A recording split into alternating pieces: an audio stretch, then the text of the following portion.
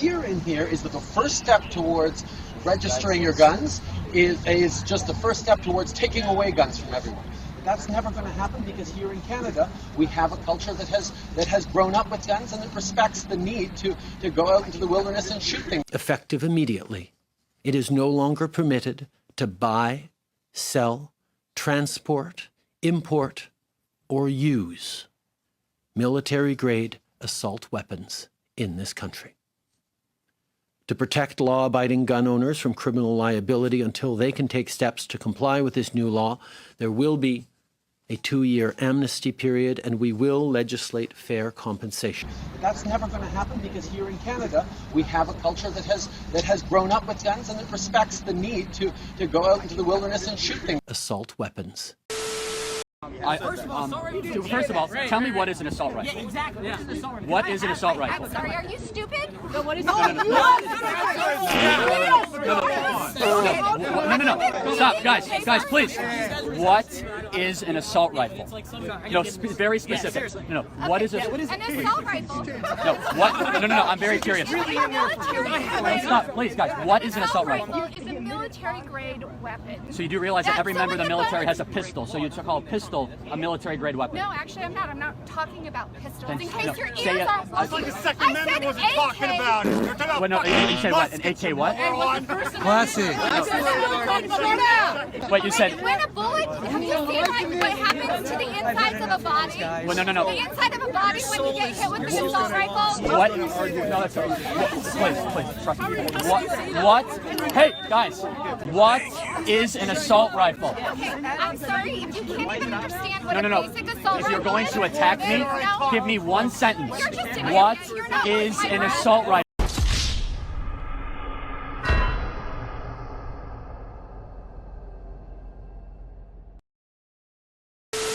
Define assault weapons. Assault weapons would be something that members of Congress would define. Well, how do you define it? You're going to be running the agency.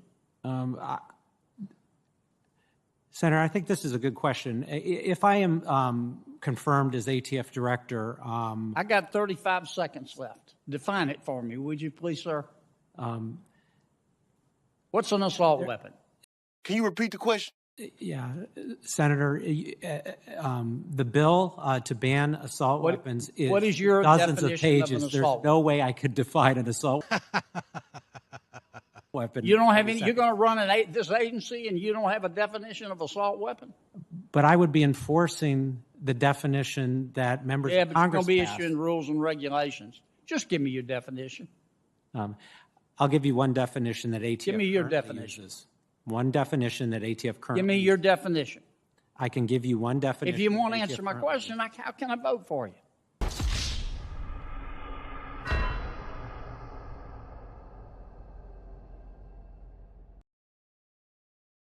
I'm done, Mr. Chairman. I don't think I'm going to get an answer. We should completely eliminate the sale of assault rifles. That's What is an absurd. assault rifle? Oh, you know what? What is an assault go rifle? online and look up the What definition of an assault I'm rifle. asking you, and the if you rifles- want to ban them, tell me, I what had is an something- assault rifle? Listen, I had something I was going to ask you before I, because I What have to get is an going. assault rifle? I have to get going. Can I ask you one question? What is an assault Can I rifle? ask you a question?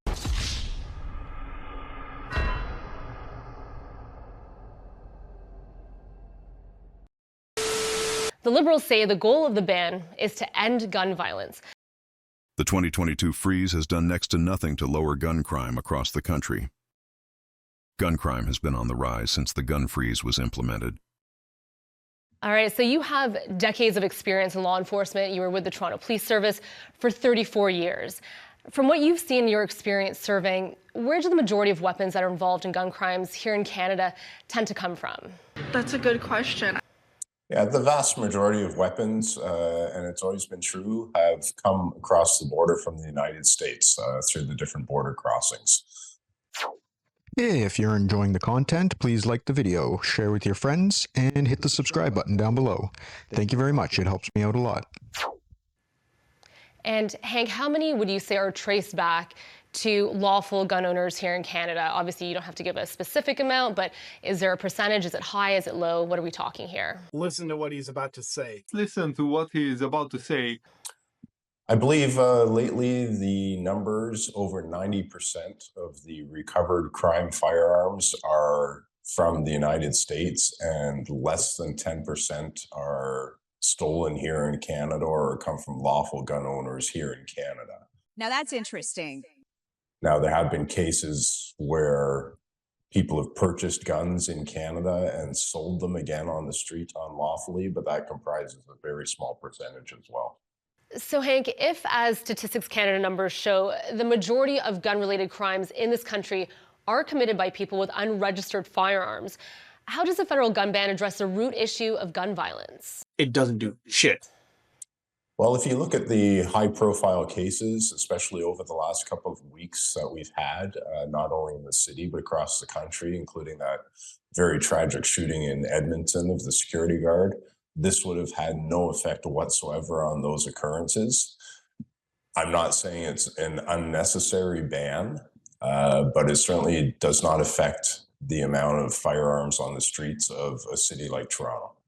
Well, since being implemented, the Liberals' gun buyback program has cost taxpayers roughly $67 million, but not a single gun has actually been collected. Do you believe a federal gun ban can have a real impact on crime? And how much of an impact do you think it can have? That's a really great question. I think if administered properly and with some proper messaging at the outset, which we haven't seen here, it can potentially have an impact. It may be a minimal impact on the type of gun crime that we're seeing on the streets. All right, and as I mentioned off the top, law enforcement is, of course, on the front lines fighting the fight, going after criminals, investigating and prosecuting and looking at these crimes. What is the consensus amongst police forces in Canada about the federal gun ban? It's a really great question. Thank you very much. Any messaging that's come out of the police services and the police associations kind of write off this gun ban as not really having an effect and not being part of the solution to the problem that we're seeing. I think it really is almost a separate issue. The gun ban that we're seeing the federal government bring in versus the proliferation of illegal firearms from the United States on the streets being used to commit these crimes that we're seeing. Wow, isn't that interesting? Mr. Dettelbach, in your 2018 campaign for Attorney General, you called for a ban on so-called assault weapons. What is an assault weapon? Could you define it for me? Senator, when I was a candidate for office, I did talk about restrictions on assault weapons. I did not define the term, and I haven't gone through the process of defining that term. That would only be for the Congress if it chose to take that up to do. And if you chose to take it up, I would be at the ATF, and there is perhaps expertise or data we could give you so that you could make the appropriate decision to both protect the public and protect the Second Amendment. You're dodging the question. So you're running for public office and you called for a ban on assault weapons, but you don't have a definition for assault weapons? Senator, it would only be for a legislative body, whether it was the Ohio legislature or the Congress. It would only be for a legislative body to do that work. And I acknowledge it would be a difficult task to define assault weapons because on one hand, you don't want it to be so narrow that it doesn't offer the protections that are intended. And on the other hand, you certainly don't want it to be so broad so that it infringes unnecessarily on the rights of citizens. So I acknowledge that's a difficult task, but it would be for this body to do, not for me. Why is it so hard to define assault weapons? Well, I think, Senator, what I told you, which is that you don't want it to be so narrow as to be meaningless, and you don't want it to be so broad as to infringe on the rights of law-abiding Americans unnecessarily. Congress took an effort at that definition in 1994. What did you think of that definition that Congress used? I don't know enough about that. That's a definition that I'm not particularly familiar with, and I haven't studied the data on that particular definition. I've heard comments on both sides of that, Senator. I acknowledge that's a very difficult issue. That is for this body to decide. Is it because that there's really not a category of weapons known as assault weapons? I mean, there's rifles, there's shotguns, there's pistols. Can you go into a federally licensed firearm dealer and find the category of weapons labeled on the wall as assault weapons? Really good question. I don't believe that's a category of weapons that's labeled on the wall of retailers. It's not necessarily what retailers call it that would affect the decision of a legislative body, but no, to answer to your question. So it's what politicians and lawyers in Washington call it. Well, it would, Senator, for me, it would be what elected legislators who are charged with having these discussions and debates would choose or not choose to call it. You know what that makes you? You know what you are, right? I think you're a retard. You said, quote, assault weapons may be banned because they're extraordinarily dangerous and are not appropriate for legitimate self-defense purposes, close quote. Tell me what you meant by assault weapons. I love that question. Thank you, Senator Kennedy. Just to clarify, there, I was local counsel. Our Supreme... But you wrote the brief. Tell me what you meant by assault weapons. Senator Kennedy, actually, I did not write the brief. The brief was written by... You signed the brief, though, didn't you? Correct. I signed the brief. When you sign a brief, you're testifying to the court that everything in it is true, right? Yes. Okay. So they're your words in terms of the court, right? Well, you're correct, Senator Kennedy. Okay. I would never Tell me sign... what you meant by assault weapons. So I am not a gun expert, and at the time, that brief, I think, was about 10 years... But you were giving the court advice about, say, ban assault weapons. What is... You told the court you were an expert. Just tell me what you wanted to ban. Senator, sitting here today, as I said, I did not write that brief. That's not my question. Local counsel. Sign the brief. I understand. At the time Tell me what you wanted to ban. That's all I want to know, Judge. I don't remember the exact definition of assault weapons in the ordinance that was at issue. So you submitted a brief to an appellate brief, you signed it, and you don't know what, and you said abolish assault weapons, and you don't know what you wanted them to abolish? Senator, at the time that I signed the brief, I read the brief because our Supreme Court required an Illinois bar member to sign the brief. I was not responsible for researching the content. You were responsible for the brief. Absolutely, absolutely. And sitting here today, I do not remember the characteristics that were cited in the ordinance for the assault weapons ban. It's not an area of practice that I have specialized in. I'm sure I could have answered your question, but Judge, sitting here today, you think you deserve to be promoted?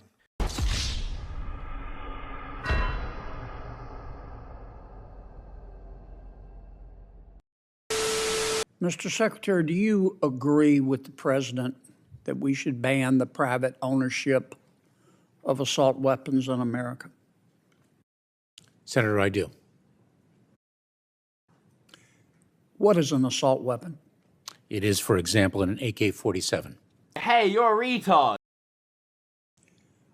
Can you give me a definition other than just pointing to a specific weapon? Would there be other weapons besides an AK-47 you would ban? There very well are. And I remember when I was a federal prosecutor in the Central District of California from September 25th, 1989 to, I believe it was April 2001. And I thank you for your service, but if you could answer my question. The vast majority of law enforcement officers, leaders. In this episode, I want to talk about how to avoid answering a question that you don't want to answer. With whom I worked were greatly in support of the assault weapons ban. Mr. Chairman, you know why we get so frustrated with you? Because you won't give straight answers. I swear that's what I was thinking. I think I just did. No, you didn't. No, you didn't. Do you have a definition of an assault weapon? I am confident there is a technical definition of what is an assault weapon, and it was assuredly used in the context of the statute that previously existed banning assault weapons. So seriously, is this a joke? If it's a joke, great. As a gun owner of many different types and a 20-year military veteran, I have some expertise in weaponry and self-defense weapons. what could you, in 15 seconds, would you define an assault weapon for me? So if you go past 15 seconds, I'll just interrupt you. no, so I'll go shorter than that because I honestly, I do think that's if Congress wishes to take that up, I think Congress would have to do the work, but we would be there to provide technical assistance. Unlike you, I'm not a firearms expert to the same extent as you may be, but we have people at ATF who can talk about velocity of firearms, what damage different kinds of firearms cause, so that whatever determination you chose to make would be an informed one.